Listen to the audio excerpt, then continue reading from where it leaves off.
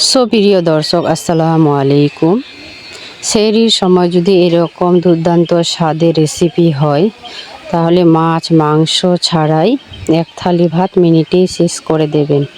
তো চলো এই বেগুনের রেসিপিটি তোমাদের সঙ্গে শেয়ার করি, কী কী উপকরণ দিয়ে আমি তৈরি করেছি। তো বন্ধুরা, আগে মশলাটাকে পেস্ট করে নেব। এখানে দিয়ে দেব একটা পেঁয়াজ কুচি, দুটা কাঁচা লঙ্কা, এ পর্যায়ে দিয়ে দেব কটা রসুনের কোয়া, দুটো আদার টুকরো, এখানে দিয়ে দেব আবার একটি টমেটো কুচি। এই পর্যায়ে আরও অ্যাড করে দেব 2 চামচের মতো সরিষা। তো এখানে দিয়ে আমি এটাকে সুন্দরভাবে পেস্ট করে নিয়েছি, দেখতেই পাচ্ছ। তো মশলাটা আমার রেডি হয়ে গেছে।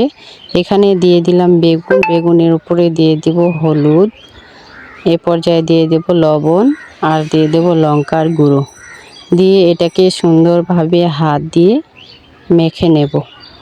তো বন্ধুরা, এইভাবে যদি সেহরির সময় এরকম একটা রেসিপি তৈরি করতে পারো তাহলে তো মাছ মাংস ছাড়াই এই রেসিপিটা দিয়েই এক থালি ভাত খেয়ে নিতে পারবেন।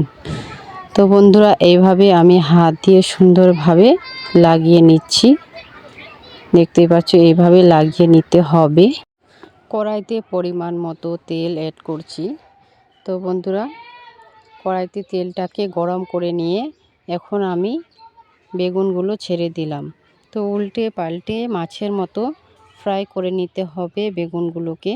তো এক পাশে আমার হয়ে গেছে আর এক পাশটা আমি সুন্দরভাবে ফ্রাই করে নিচ্ছি।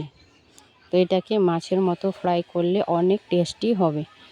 তো বন্ধুরা, এইভাবে আমার ফ্রাই করানো হয়ে গেছে, এখন আমি তুলে নিচ্ছি। সেই তেলে আর একটু তেল অ্যাড করব।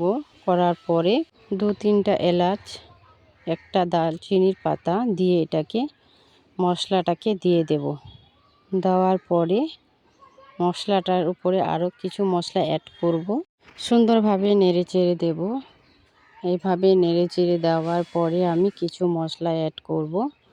এখানে দিয়ে দেব পরিমাণ মতো লবণ, হলুদ গুঁড়ো, এই পর্যায়ে অ্যাড করব লঙ্কার গুঁড়ো আর দিয়ে এটাকে সুন্দরভাবে নেড়ে চেড়ে 5 মিনিটের মতো ঢাকনা দিয়ে দেব।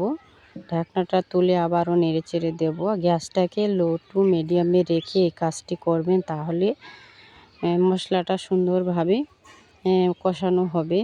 তো বন্ধুরা, আমার পানিটা টেনে নিয়েছে, এভাবে সুন্দরভাবে 5 মিনিটের মতো কষে নিয়েছি। দেখতেই পাচ্ছ মশলার কত সুন্দর কালার হয়েছে। তো এইভাবে আমি সুন্দরভাবে 5 মিনিটের মতো কষার পরে এখানে জল অ্যাড করে দেব। এখানে আমি জলটা দিয়ে দিলাম।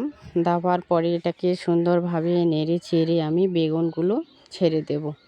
তো বন্ধুরা, এভাবে আমি ধনেপাতা উপরে দিয়ে দিয়েছি। দেওয়ার পরে বেগুনগুলোকে ছেড়ে দিলাম। দেওয়ার পরে এখানে দিয়ে দেব জিরের গুঁড়ো।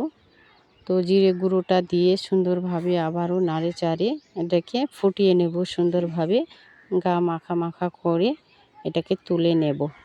তো বন্ধুরা, এইভাবে যদি এই রেসিপিটি তৈরি করো তো মাছ মাংস ছাড়া বড় থেকে ছোট সবারই পছন্দ হবে। আর কত লোভনীয় হয়েছিল দেখতেই পাচ্ছ তোমরা। তো ভালো লাগলে সঙ্গে থাকার অনুরোধ রইল। কে কোনখান থেকে দেখছেন কমেন্ট করে জানাবেন।